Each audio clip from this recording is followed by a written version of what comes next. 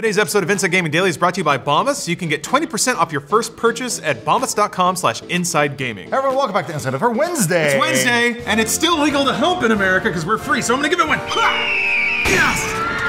So loot boxes are coming under a lot of fire these days, with some countries banning them and others taking a good hard look at them. Now the heat is on. Some games are finding creative ways to get around the issue before it seemingly lands. We've been expecting this for a while, which is that legislation starts to bounce around, people are gonna try to move first. We're starting to see companies trying to find any loophole they can to dodge any future legislation that might be coming down the pipe. Yeah, in particular, we're talking about CounterStrike Global Offensive, the hugely popular shooter from Valve. CSGO has had a loot box system for a while, but it also had to remove them from countries like Belgium and the Netherlands after they banned them on grounds that they were too similar to gambling. But Valve's not gonna stop there, are they, Brian? Oh no, it looks like CounterStrike has a new solution that will put all that loot box controversy to bed, and the solution is an X-ray.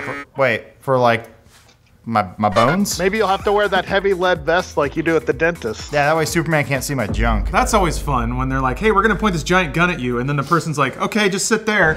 Just like closes 3 doors. Yeah. You still alive? They do this too. They got.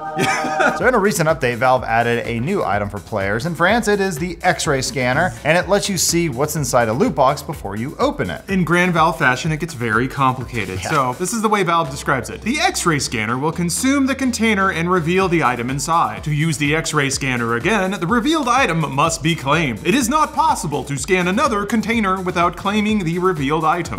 I'm already lost. Yeah, the last part is actually interesting. So it's still a random reward. You can just see it ahead of time. And if you want to use the X-ray again, you still have to buy it. Just for people who don't play Counter-Strike, you have to use keys too. So that kind of complicates the decision making, is that it costs you money to open these crates. So the idea is that you can scan one without paying money, see if it's in it, see if it's worth it, but you only get one. So you can't scan as many loot boxes as you want until you find that ultra rare rifle skin you've been waiting for. But then after you buy something, you can then use the X-ray again? Yes. Okay. That's correct. So something. Reading between the lines here, seems like this is being prompted by anticipation. Basically, legislation is being filed right now against loot boxes in a lot of territories. So it seems like they're trying to find an early loophole where they can say, but ours aren't random. See, we're giving people options. Literally, see? Yeah. X-ray, eyes. You understand, dumb politician. And they go, okay, Mario bad, moving on. But this also could be Valve trying to experiment with a new mechanic for the loot boxes. And this is just us here theorizing, but it also seems to play into a well-known fallacy called the Gamblers Fallacy. With the Gamblers Fallacy specifically, that's the belief that if something happens more frequently than normal, that it'll happen less frequently in the future. It's like flipping a coin, seeing it come up tails, and then thinking that it's less likely for it to be tails again, even though it's still just 50-50. So it's all based on a real life incident in 1913 at the Monte Carlo casino, where a roulette ball fell on black 26 times in a row. Gamblers lost millions betting on red, assuming that red had to come up since black has hit so much. That had to have been rigged, right? Unlikely, but also people are gambling all day, every day. I get it, the world is chaos and everything's random. So with Counter-Strike's new X-ray situation, sure, they're showing you what you're getting, but you don't know what's coming up next, which could encourage you to keep opening loot boxes in the mistaken belief that you're due to get something good, a la red. Like I scanned this one, there's crap in it, but that just means that the other loot boxes have to be good because I'll just get the junk out of the way. But as we said, in the case of Counter-Strike, you need keys to open loot boxes, which cost real money, each one. It's like about $250 a key. I don't know, it fluctuates. Yeah. It's part of their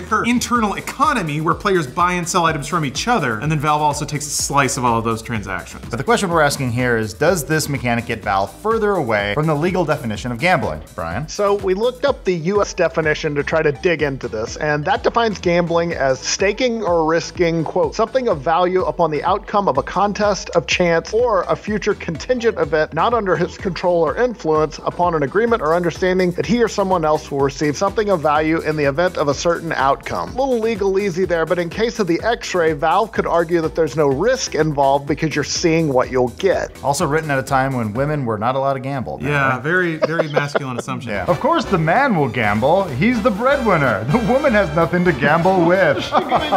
Smoke cigars, drink brandy. Gambling away our rent and food money is a man's job.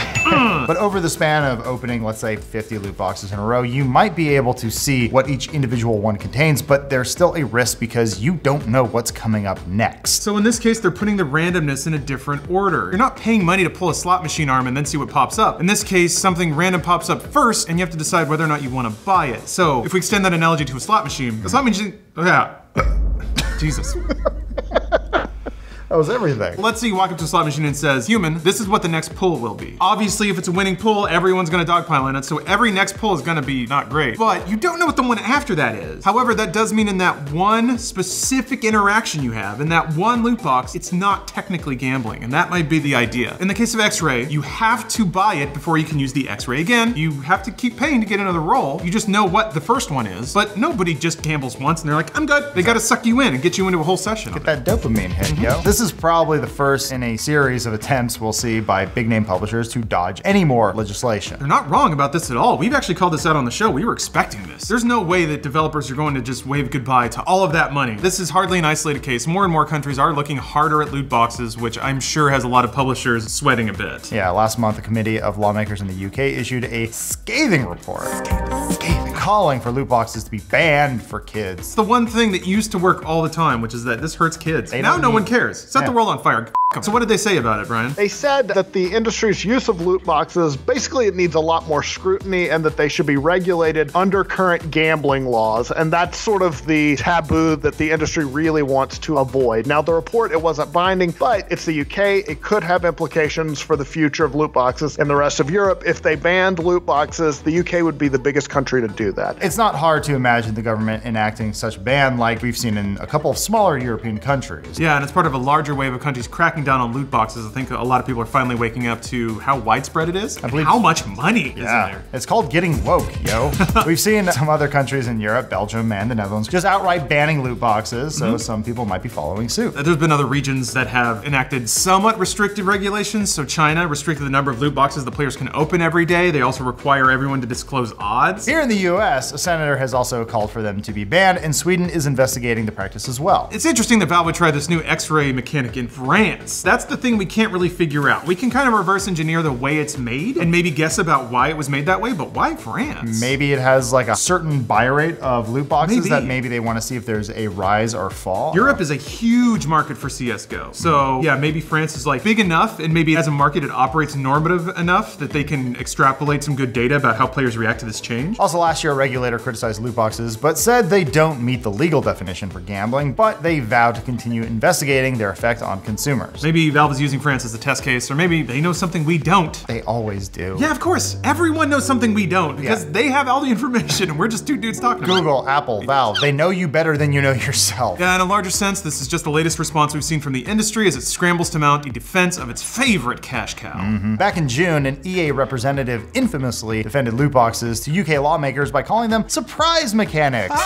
Yay! That were actually quite ethical and quite fun, they said. With so very cool and very straight legal. face somehow, despite loot boxes being quite ethical and quite fun. The industry is also quietly backing down on them, at least a little bit. Yeah, but there's a reason, right? That publishers aren't just gonna walk away from this. Yeah, they make a ton of money, so publishers don't want to give them up, but they don't want them outright banned in more countries either. So we're seeing some steps to mitigate the damage, especially when it comes to disclosing odds of the contents inside loot boxes. Yeah, earlier this year, all three of the big console companies, Nintendo, Microsoft, Sony, as well as a bunch of major publishers have said that they will force odds disclosures by next year. So yeah, it seems like the industry's trying to do what it did in the 90s when it comes to violence in video games, regulate itself before governments come in and do it for them. But in Valve's case, they're trying to keep the loot boxes, just tweak them a little bit, so they're not technically random anymore. Yeah, you can see this all the time when people are trying to get around unpopular laws. Here in the United States, some restaurants or nightclubs might have you join their private club, so you can order alcohol in an area that otherwise might be dry. Yeah, it's awesome. There's like special diners club loophole in dry county laws, so you just have to like sign a dumb form that you don't even read and they're like, okay, you can drink beer now. For video games, it might be something dumb like that. It's just like put in your email, join our special gamblers club, and then you can open your FIFA loot boxes or whatever. Sign this card that says you can gamble at 13. I can, thank you. But it's not just in the good old United of States that has these clever workarounds. That's right. In Canada, it's common for organizers of giveaway contests to require entrants to solve a basic math problem. That way, it's no longer a giveaway, it's a game of skill, which is how they get around the anti-gambling laws. That's sneaky. Sneaky Canadians, eh? Where there's money to be made, there is always a way. And I know that a lot of people want loot boxes to either get outlawed or regulated. Be careful what you wish for because it's not gonna just go away. There's too much money there for it to go away. If anything, it's gonna get worse. As countries start to pass anti-loot box laws, you can bet that other game developers and publishers will be looking for creative ways to get around them. Valve has had a number of controversies erupt around loot boxes and CounterStrike in the past, and the game is still really popular. People making their own companies that are even more gambling than usual. Yeah, Marketing that to their 13-year-old audiences. Yeah. Crafty players have figured out weird ways to gamble with all these skins, all this other stuff. That actually led to a huge crackdown a few years ago by Valve, which led to a bunch of drama, but through it all, Valve never really talked about possibility of ditching loot boxes. No, they just wanted to get rid of the gambling aspect or the gambling sites and the children. Think of the children. Meanwhile, other popular multiplayer games are finding their own ways to deal with loot boxes. In the case of Rocket League, it's ditching its own loot boxes, which reward players with random cosmetics. Instead, starting in December, they're going to introduce a new system called Blueprints, which drop at the end of matches and can create a single item without any randomness involved. So that's nice. Hey, yeah, it's a bit of a step up. I don't mind that. The blueprint will show you exactly what item you can create from it for a set price. Of course, you have to use a new premium currency called credits to make it, but you know exactly what you're buying. It's just like opening up options. It's adding stuff to a store that then you can buy. What did the developer have to say about it, Brian? Yeah, developer Psyonix wrote, "We believe our new blueprint system will give players more transparency in what they are purchasing." So that keyword transparency. So again, yeah, it all points to developers. They can feel the heat kind of closing in as the free-for-all days of loot boxes kind of drawing to a close. Yeah, and I don't think anyone wants to be the last one standing with their neck out. That gets made an example out of, yeah. Yeah, you don't want to be the one where the walls crash in. If I'm Rocket League and Adam's CounterStrike, I'm just going to do this.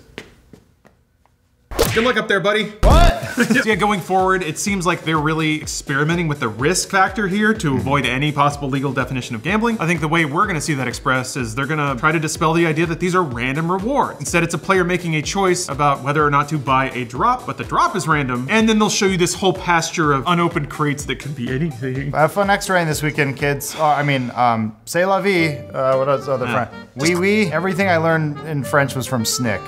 Si c'est bon. All that. I never had cable. Oh. I lived way too south to get any like French Canadian shit. He did an offensive accent in a bathtub. That was the sketch. Right! That was comedy at some point, wasn't it? Yeah. Oh, God bless him. Today's episode of Inside Gaming Daily is brought to you by Bombas, who has a mission statement they'd like to share with you that's going to be very important to you very soon, I promise. So when those Gen 2, those next generation loot boxes hit, let's be honest, we're all gonna be broke. We're gonna be buying so many gun skins we won't have any money for food or shelter. That's right! Loot boxes are gonna make you homeless and you'll be happy to do it. However, Bombas has a mission to help you out once you're hitting the streets. For every pair of Bombas socks you buy, Bombas donates a pair to someone in need because socks are the #1 most requested item in homeless shelters. Bombas socks are designed with special comfort innovations, colors, patterns, lengths, and styles. They're perfect for the whole family, and you can help someone out by buying a pair today. They have super soft, natural cotton. Every pair is designed with arch support, a seamless toe, and a cushioned footbed that's supportive, but not too thick. So help out those in need and help yourself out once those loot boxes suck your bank account dry. And, because you're gonna need this money soon, you can get 20% off your first purchase at bombas.com/insidegaming.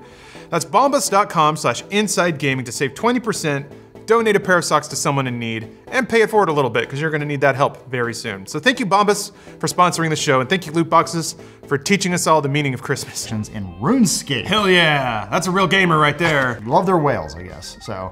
Oh, Wales in England, you mean? Kill me. Wales is not in England, you dumb American bastard. Wales is in the United Kingdom. Now you might